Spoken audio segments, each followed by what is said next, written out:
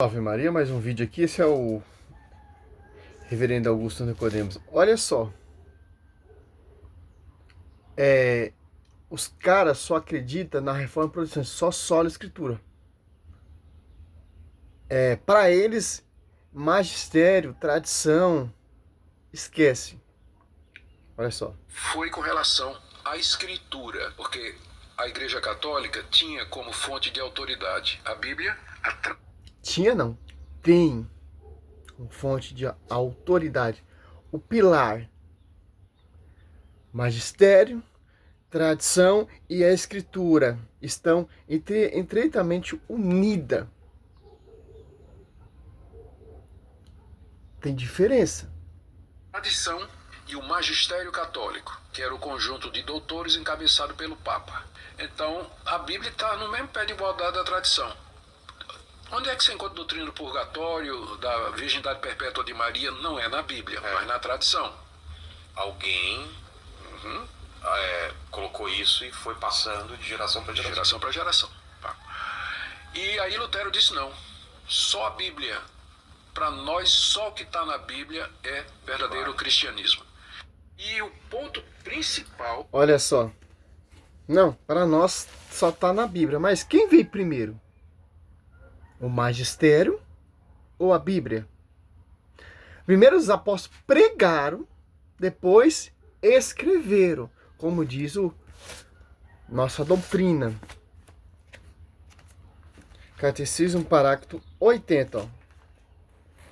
A tradição e a Sagrada Escritura estão entre si inteiramente unidas em comunicação, pois vindo ambas da mesma fonte divina, foram, de certo modo, um só todo, e tende para o mesmo fim, tanto uma como a outra, presente e fecunda na igreja. O mistério de Cristo que permaneceu com os seus todos os dias até o fim dos tempos. Aonde está somente a Bíblia? Eu quero que vocês me mostrem a visão, o pensamento de Martinho Lutero. Eu quero que você me mostre na Bíblia somente a Escritura. Não vai encontrar versículo nenhum. Mas a Bíblia diz, Efésios 3:10, olha só como Martinho Lutero estava enganado. Porque a Escritura vem da fonte do magistério. A Escritura vem da tradição. Que tradição? Pregação oral dos apóstolos. Olha só, Efésios 3:10, ó. Assim, de hora em diante, as denominações apostais celestes podem conhecer pela igreja a infinita diversidade da sabedoria divina. Ó. Pela a igreja, a verdade celeste será conhecida pela esposa do Senhor. Porque foi confiado todo o depositório da fé, toda a pregação apostólica, porque o Espírito Santo, Mateus 28:20, assiste a igreja, por isso que a verdade está na igreja, será conhecido pela a igreja, a sola escritura vem da igreja, da tradição, e Paulo fala ainda segundo Tessalonicenses, então somente escritura, vamos seguir a escritura. Então, somente a escritura, a visão luterana, mas a sola escritura mostra o magistério, a sola escritura mostra quem foi confiado, a sola escritura mostra o purgatório, a sola escritura mostra a intercessão, a sola escritura mostra que foi fundado o magistério, a sola escritura mostra que tem uma doutrina, as apóstolas de a sola escritura nos ensina que tem uma doutrina. Atos 22:4, que Paulo perseguiu de morte e devastava a igreja por causa dessa doutrina. E segundo Tessalonicenses,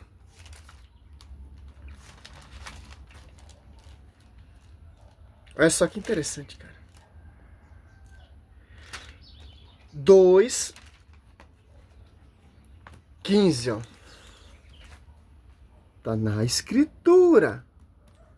Assim, pois, irmãos, ficai firme e conservai os ensinamentos que de nós aprendeste, seja por palavras, ó. Por carta nossa, primeiros apóstolos pregaram, anunciaram, proclamaram, anunciaram o quê? O que aprendeu com a convivência com o Senhor Jesus Cristo. E depois o Espírito Santo fez lembrar toda a pregação, todo o ensinamento. Esse Espírito Santo que assiste a igreja inspirou pessoas para pregar meramente oral, ó, como diz o catecismo, de acordo com a escritura, de acordo com a tradição, de acordo com o magistério. 76. A transmissão do Evangelho segundo a ordem do Senhor fez de duas maneiras. Primeiro, oralmente. Primeiro os apóstolos pregaram, por ação, João 16, 13. Em João 15, 26. Em Atos Apóstolos 2, a profecia se concretiza, desce o Paráclito, Augusto Nicodemos. Então, essa loucura, essa visão de Martim Lutero, infelizmente, vocês são mentirosos como o seu fundador. Pelos apóstolos, que na pregação oral, por exemplo, é ação transmitida aquelas coisas que ou receberam das palavras da convivência e da obra de Cristo, ou aprenderam da sugestão do Espírito Santo. Agora, por escrito, como também por aqueles apóstolos e varões apostólicos que, sob a inspiração do mesmo Espírito Santo, puseram-se por escrito a mensagem da salvação. Agora você vê o Evangelho de São Lucas indo buscar a tradição para escrever o Evangelho de São Lucas. Olha só. Lucas 1.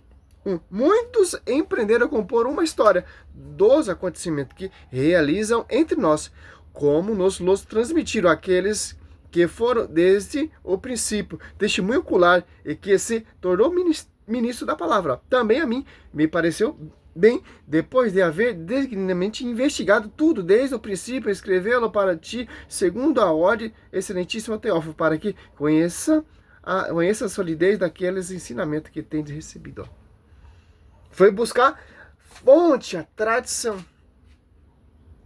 Então, e para finalizar, olha só, que Paulo nos remete, nos ensina sobre vocês, protestante. Você pega aqui, ó, 2 Tessalonicenses 3:6, ó. Intimai-vos, irmãos, em nome de nosso Senhor Jesus Cristo, que eviteis a conveniência de todos os irmãos que levam a vida ansiosa, e ao contrário da tradição que de nós tendes recebido, ó. Olha só, a Bíblia fala de vocês. 2 Coríntios 4. Ou 2 Tessalonicenses 2, do 9 ao 12. Então, essa tática protestante funciona com quem não lê Bíblia, funciona quem não tem amor pelo magistério. Como você vai ficar só com a só escritura e renegar a fonte? Magistério. Sem a visão do magistério, isso aqui é um livro amputado. É um livro sem sentido. São uso pessoal, interpretação pessoal. Se você negar a tradição, vai acontecer o que está acontecendo hoje. Os caras estão querendo mudar a missa. Os caras querem mudar os conceitos. É simples, tem muitos padres sendo perseguidos por padres, bispos, entronizado ali, disfarçadamente como cristão, como bispo, para destruir a igreja.